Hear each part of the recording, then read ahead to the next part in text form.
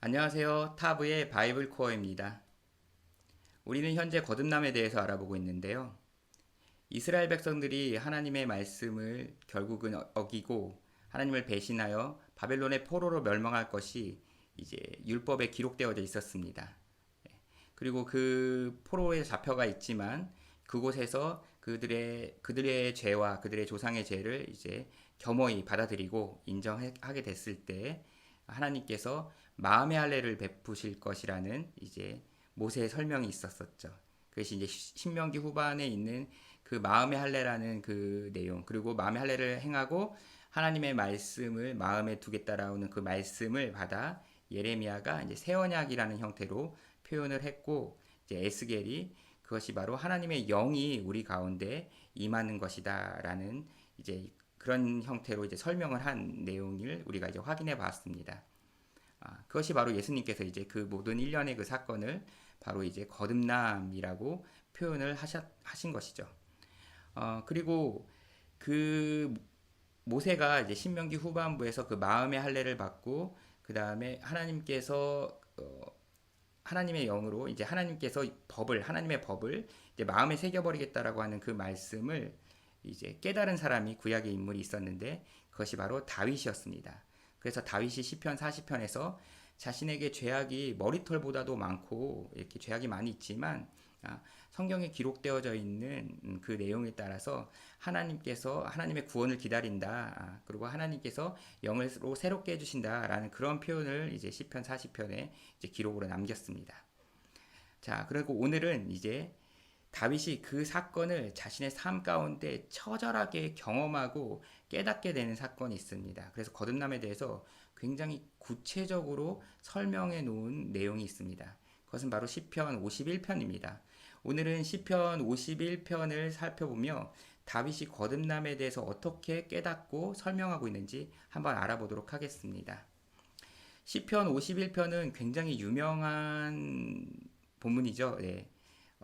다윗이 밧세바와 동침하고 그 다음에 이제 우리아를 이제 전쟁이 아주 치열한 곳으로 보내서 의도적으로 이제 살인을 이제 실행한 그런 사건이죠. 그 이후에 이제 나단이 이제 찾아와서 나단 선지자가 이제 다윗의 죄를 책망했을 때 다윗이 그것에서 이제 꼬꾸라져서 고백한 시가 바로 시편 51편입니다. 그 내용을 한번 살펴보겠습니다. 시편 50편 1절부터 제가 읽으면서 설명드리겠습니다. 하나님이여 주의 인자를 따라 내게 은혜를 베푸시며 주의 많은 긍휼을 따라 내 죄악을 지워주소서라고 1절에서 이야기를 합니다. 여기서 이제 주의 인자를 따라, 인자가 지난 시간에 제가 잠깐 언급을 드렸는데 인자로 번역된 히브리어는 이제 헤세드입니다.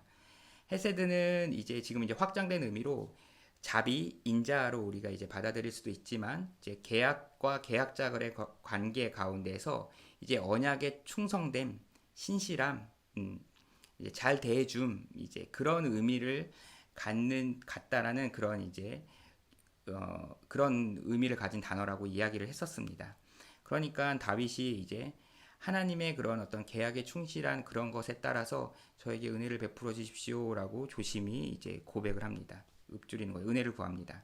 그리고 주의 많은 긍휼을 따라 내 죄악을 지워 주소서라고 하면서 하나님이 저를 긍휼히 여겨 주시길 원합니다. 자신의 죄악을 앞에 이제 완전히 항복하는 그런 고백을 합니다. 2절 이어서 보겠습니다. 나의 죄악을 맑게 씻으시며 나의 죄를 깨끗이 제하소서.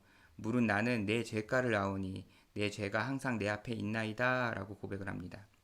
그래서 나의 죄야, 나의 죄, 내 죄가, 내 죄라고 하면서 이제 다양한 형태로 이제 자신의 죄인임을 갖다가 처절하게 이제 고백을 하는 것이죠. 그리고 하나님께서 그것을 씻어 주셔야 됩니다라고 이제 완전히 이제 납작 엎드렸습니다. 4절 보겠습니다. 내가 주께만 범죄하여 주의 목전에 악을 행하였사오니 주께서 말씀하실 때에 의로우시다 하고 주께서 심판하실 때에 순전하시다 하리이다 라고 이야기합니다. 여기서 내가 주께만 범죄하여 라는 말이 약간 오해를 낳기도 하는 것 같은데요. 이제 이 구절을 이렇게 받아들이는 경우도 있는 것 같습니다. 내가 주님께만 범죄했습니다 라고 해서 밧세바나 우리아에게 범죄한 어떤 그런 것들을 배제하고 인간의 범죄함은 인간의 관계를 갖다 배제시키고 하나님과의 그런 관계에서만 해결하면 된다라는 어떤 표현으로 이제 받아들이기도 하는 것 같아요. 근데 이거는 약간 번역에서 오는 그런 표현의 그 뉘앙스를 이제 잘못 이제 오해한 것으로 보입니다. 여기 이제 주께만이라고 번역되어 있는 히브리어 원문을 한번 살펴보면 이제 분리되다 분리되다라는 그런 표현이 있긴 있어요. 그게 그래서 이제 분리되다는 의미가 이제 확장돼서 이제 홀로라는 그런 의미까지도 우리가 이제 받아들일 수 있는 그런 단어가 쓰여 있습니다. 그래서 주님께 분리되어서 그래서 내가 주님 앞에 범죄하였습니다. 그러니까 딴 사람 볼 거 없이 제가 주님 앞에서 범죄자입니다라고 그렇게 고백을 하는 것이에요. 그러니까는 나의 죄를 뭐 다른 사람들과의 그런 관계 가운데서 이어진 죄에서 다른 사람들은 상관없고 하나님과의 그런 관계만 해결하면 된다라는 그런 의미로 고백을 한 것이 아니고 내가 정말 다른 사람 상관없이 내가 하나님 앞에 범죄했습니다라고 하면서 이제 이야기를 고백을 하는 것이죠. 그것을 이제 주께만이라고 이제 지금 번역이 되어져 있는 상태인 겁니다. 그래서 제가 주님 앞에 범죄한 자입니다라고 이야기하는 거죠. 그래서 주의 목전에 악을 행하였사오니에서 이제 악도 이제 원문에는 정관사가 붙어 있습니다. 그러니까 그 악이죠. 그러니까 바로 밧세바와 간음하고 그 다음에 우리아를 살인으로 몰고 갔던 것, 그 악을 분명하게 인지하고 있는 것이에요. 그런 악을 행하였사오니 주께서 말씀하실 때 의로우시다 하고 주께서 심판하실 때 순전하시다 하리이다라고 말합니다. 그래서 제가 하나님 앞에 범죄한 겁니다. 그렇기 때문에 주님께서 이제 우리의 재판관이시죠. 심판자이시기 때문에 제가 하나님께 주님이 의롭다고 해주셔야지 저는 의롭다라고 인정받을 수 있습니다. 하나님이 심판하셔서 순전하다고 하셔야지 저는 순전함을 얻을 수 있습니다. 하면서 이제 하나님께 전적으로 매달리는 그런 고백인 겁니다. 5절 보겠습니다. 내가 죄악 중에서 출생하였으며 어머니가 죄 중에서 나를 잉태하였나이다 라고 고백하면서 이 고백은 이제 자신의 처절함, 머리끝부터 발끝까지 자신의 태생부터 자신의 그런 처절한 죄인임을 완전한 그런 고백을 하는 것이죠. 자신이 처절한 죄인입니다 라고 고백을 하는 것이에요. 6절입니다. 보소서 주께서는 중심이 진실함을 원하시오니 내게 지혜를 은밀히 가르치시리이다 라고 이야기합니다. 그래서 중심의 진실함을 하나님께서 원하고 계시지 않습니까? 저에게 지혜를 주십시오 라고 이제 요청을 합니다. 자, 7절 보겠습니다. 우슬초로 나를 정결하게 하소서 내가 정하리이다. 나의 죄를 씻어주소서 내가 눈보다 희리이다. 여기서 이제 우슬초는 이제 6월절에 어린 양의 피를 문 임방과 설주에다가 이제 바르면서 이제 어떻게 보면 이제 출애굽을 했잖아요. 이제 그 사건, 그래서 이제 그 피가 6월절 사건이 바로 우리를 구원해 주시는 이스라엘을 구원하시는 그런 사건이기 때문에 바로 이제 대속의 은혜, 구원의 은혜를 이제 상징하는 그런 의미로 이제 우슬초를 간접적으로 이제 상징의 의미로 사용을 한 것이죠. 그래서 그 대속의 은혜, 그 어린 양의 피로써 우리가 그 피가 있어야 된다. 내가 잘해가지고 죄를 잘 안 짓거나 어떤 내가 대가를 치르는 것이 아니고 어린 양의 대가가 필요하다라는 것을 갖다 다윗이 고백을 하는 것이에요. 그래서 저를 그것으로 연결하게 해주십시오. 그래서 저의 죄를 씻어주십시오. 제가 스스로 씻을 수가 없습니다. 라고 이제 자신의 완전 전적인 무능함을 이제 항복하는 표현입니다. 8절 보겠습니다. 내게 즐겁고 기쁜 소리를 들려주시사 주께서 꺾으신 뼈들도 즐거워하게 하소서라고 이야기를 합니다. 그래서 하나님께서 기쁨의 소식을 전해 주십시오. 바로 뭐냐면 주께서 꺾으신 뼈들도 즐거워하게 하소서라고 이야기합니다. 그래서 내가 잘못을 했는데 내가 범죄를 했는데 그 범죄에서 나 무조건 하나님 나 아무 형벌도 안 치르고 아무 대가도 안 치르게 해주세요 라고 하는 게 아니고 신명기의 내용을 보면 이스라엘이 결국은 하나님을 배반하여 바벨론의 포로로 잡혀갔을 때 하나님께서 그 포로기에서 자신의 죄와 그 다음에 조상들이 지은 그 죄에 대해서 그 형벌을 기쁘게 받아들일 때에 그래서 하나님 앞에 이제 우리가 정말 죄인임이 마땅하군요라는 것을 처절하게 인정하게 되는 것이죠. 그 형벌을 받아 마땅한 존재라고까지 완전한 자복하는 그런 마음인 거죠. 그랬을 때 내가 너희를 갖다가 돌이키겠다라고 하나님께서 약속을 잊지 않겠다라고 말씀을 하신 것처럼, 그래서 주께서 꺾으신 뼈들도 즐거워하게 하소서라는 다윗의 고백은, 다윗이 하나님께서 벌을 하셔도 나는 벌을 받아 마땅합니다. 주님께서 꺾으신 뼈들이 조차도 마땅합니다. 그래도 하나님께서 구원해 주시는 그 은혜 가운데 구원해 주신다면 그것이 기쁠 것입니다. 라는 그런 고백인 것입니다. 9절 보겠습니다. 주의 얼굴을 내 죄에서 돌이키시고 내 모든 죄악을 지워주소서라고 이야기합니다. 그래서 주님의 얼굴을 죄에서 피해 주시고 그 다음에 저의 죄악을 지워주십시오. 철저한 이제 내 죄에 대한 것은 제가 해결할 수가 없습니다. 하나님 어떻게 해결해 주십시오라는 이야기인 겁니다. 용서해 주십시오라는 이야기죠. 자, 그러면서 이제 10절에서 12절까지가 이제 이 오늘 나눌 내용 중에 이제 가장 핵심입니다. 10절. 하나님이여 내 속에 정한 마음을 창조하시고 내 안에 정직한 영을 새롭게 하소서라고 이야기합니다. 그래서 내 속에 정한 마음을 창조하시고라고 해서 그 마음, 그 순수한 마음, 그 깨끗한 마음을 만들어 주십시오, 창조해 주십시오라고 하나님께 요청을 합니다. 내 안에 난 철저한 죄인이기 때문에 내 안에 내 안에 그 의가 전혀 1만큼도 없습니다. 그렇기 때문에 하나님께서 정한 마음을 창조해 주십시오라고 이제 고백하는 것이죠. 그리고 내 안에 정직한 영을 새롭게 하소서라고 이야기를 했는데, 이 정직한 영은 조금 왜 이렇게 번역을 했는지 저는 약간의 의문이 드는 번역이긴 합니다. 이 정직한이라는 표현이 그런데요.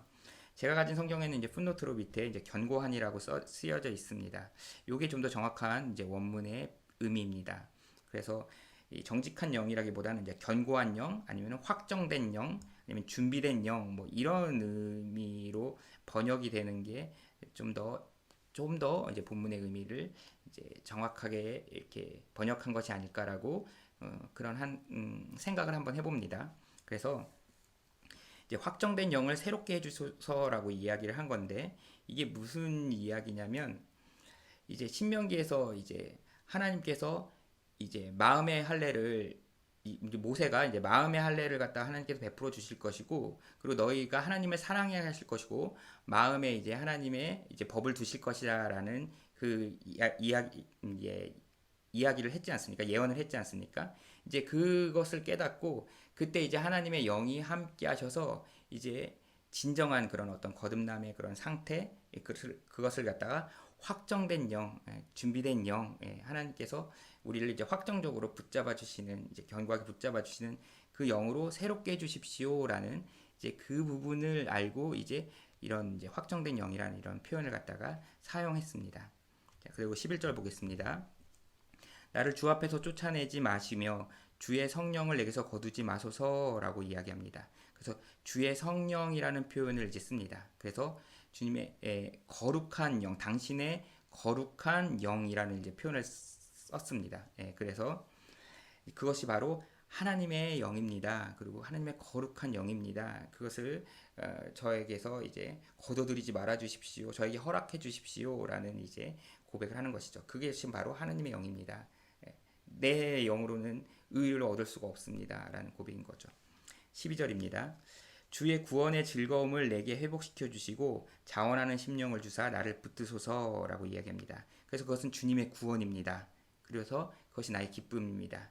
그런 회복이 있을 때 자원하는 심령이라고 말했는데, 이제 그때 이제 마음에 하나님께서 이제 율법의 그 진정한 의미를 이제 따르는 그 의미들을 이제 성령을 통하여 이제 마음에 새겨 주셨을 때, 이제 그때 이제 자원하는 마음으로 하나님의 율법을 즐거이 행하며 나아갈 수 있는 이제 거듭남의 그런 상태가 되는 것이죠.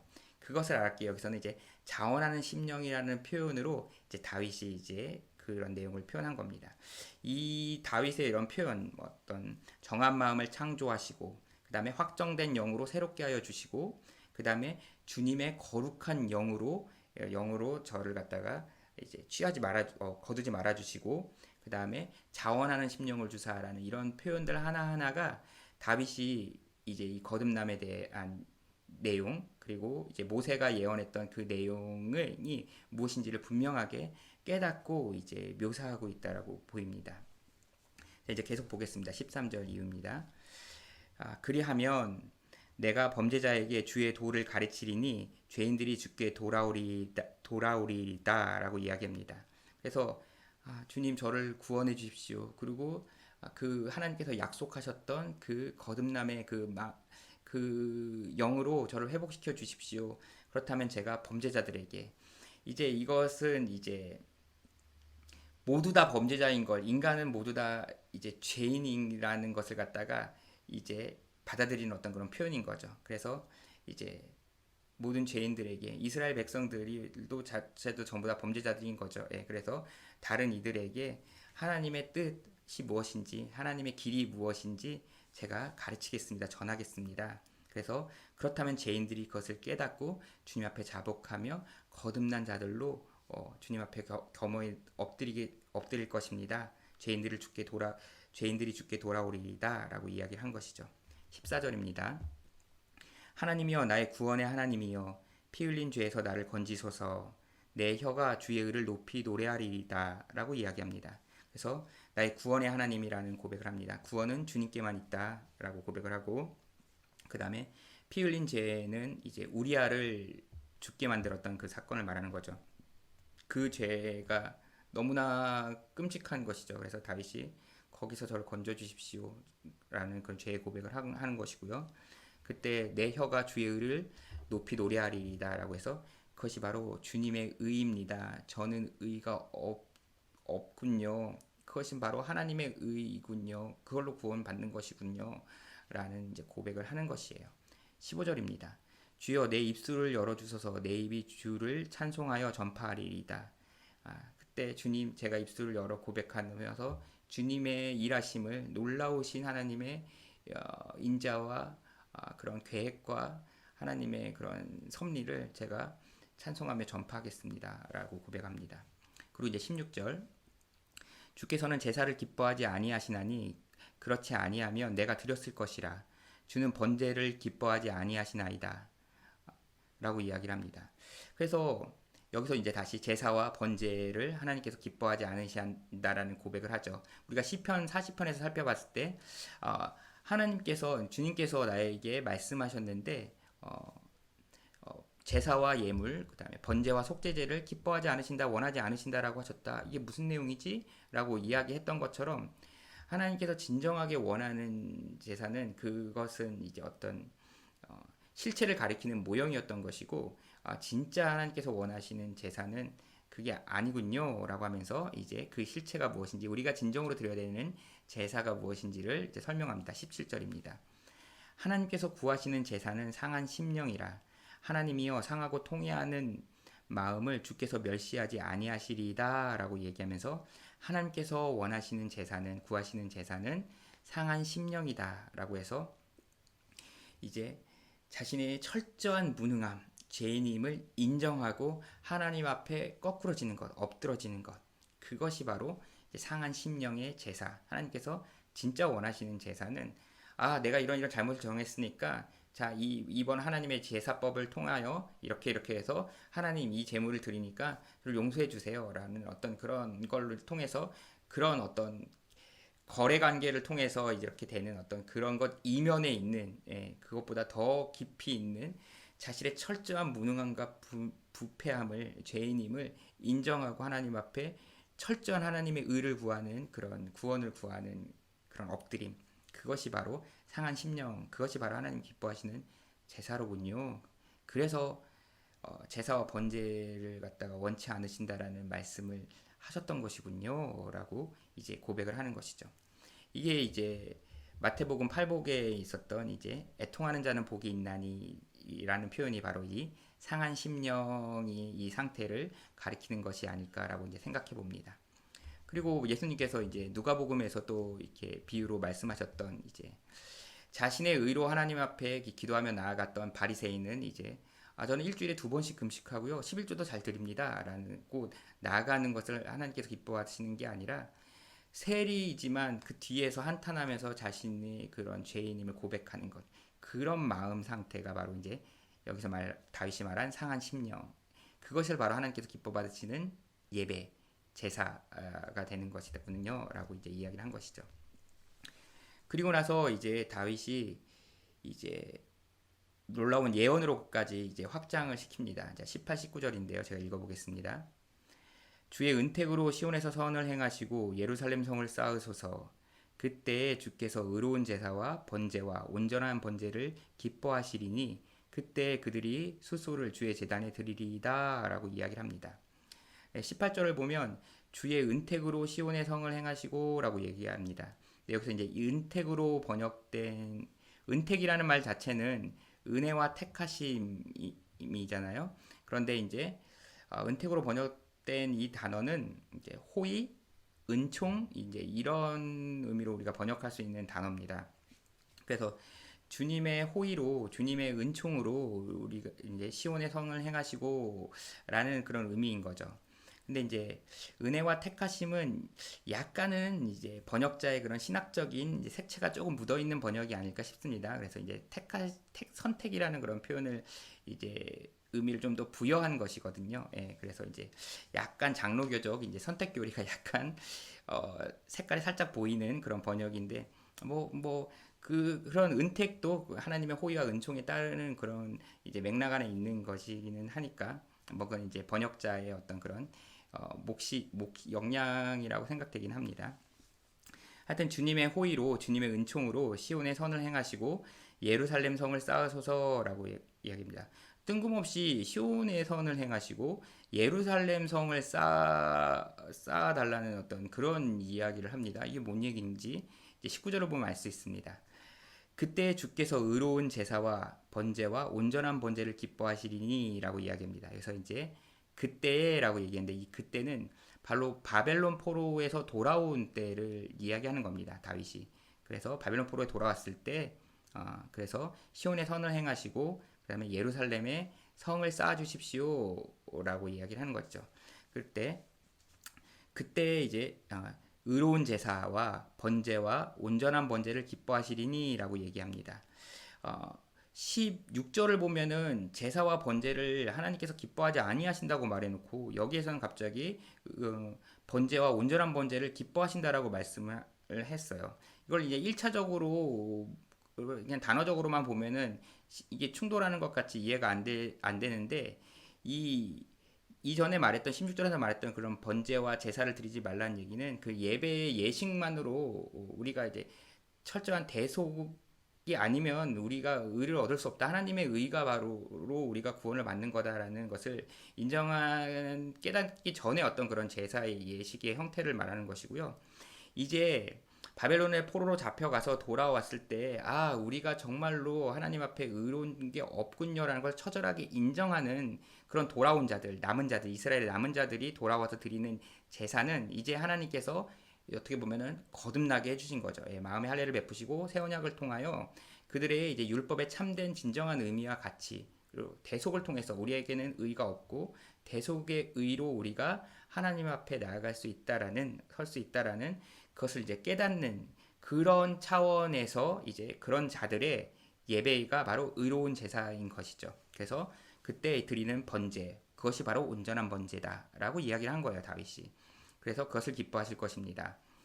그리고 그때에 그들이 이제 돌아온 이스라엘 백성들 말하는 거죠. 그들이 숫소를 주의 제단에 드리리다라고 하면서 그때 이제 드리는 제사를 하나님께서 기쁘게 받아주실 것입니다라는 이런 고백을 하면서 18, 19절이 이제 바벨론의 포로로 잡혀온 것에 대한 이제 예언이자 이 예언의 기반은 성령이 깨닫게 해 주셨는데 그 내용은 바로 이제 신명기 후반부에 있었던 이제 모세가 말했던 바벨론의 결국은 이제 포로로 돌아온 이후에 하나님께 이제 마음의 할례를 받아서 이제 하나님을 진정으로 사랑하게 되어서 이제 하나님의 율법이 마음에 기록된 그런 자로서 간직한 자로서 이제 하나님께 나아가게 된다라는 그 내용을 예언으로까지 이제 받아서 이제 고백을 한 것이에요.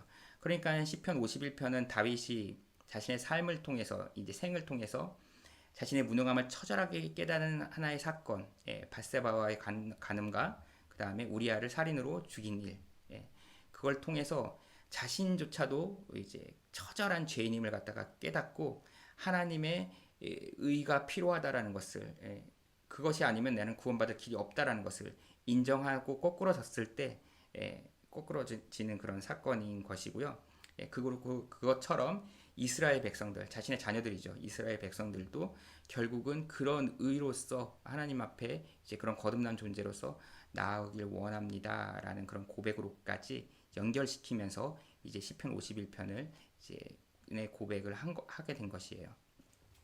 자, 이 다윗은 이 삶을 통해서 이제 이런 어떤 사건을 통해서 이제 하나님을 앞에 처절하게 거꾸러질 수밖에 없었습니다. 자신의 죄인임이 처절하게 증명되고 버리고 말았죠. 우리들은 각자의 삶이 다양한 모습으로 또 이런 자신의 무능함과 부패함과 죄인임을 각자 경험하게 될 거예요. 각자 또 인정할 수밖에 없는 그런 현실들을 맞이할 것이고요. 그때에 이 다윗의 고백과 또 하나님께서 율법을 통해서 말씀하셨던 성경 전체, 그리고 예수님께서 거듭남에 대해서 말씀하신 이 말씀을 여러분들이 이제 마음속으로 간직하시고 그 가운데에서 마음을 찢고 하나님 앞에 진정으로 엎드려 거듭난 자로서 하나님의 나라를 보고 하나님의 나라 안에 거하는 그런 우리 바이블 코어 시청자들, 구독자들 되시기를 바랍니다. 이상 여기까지 하겠습니다. 시청해주셔서 감사합니다.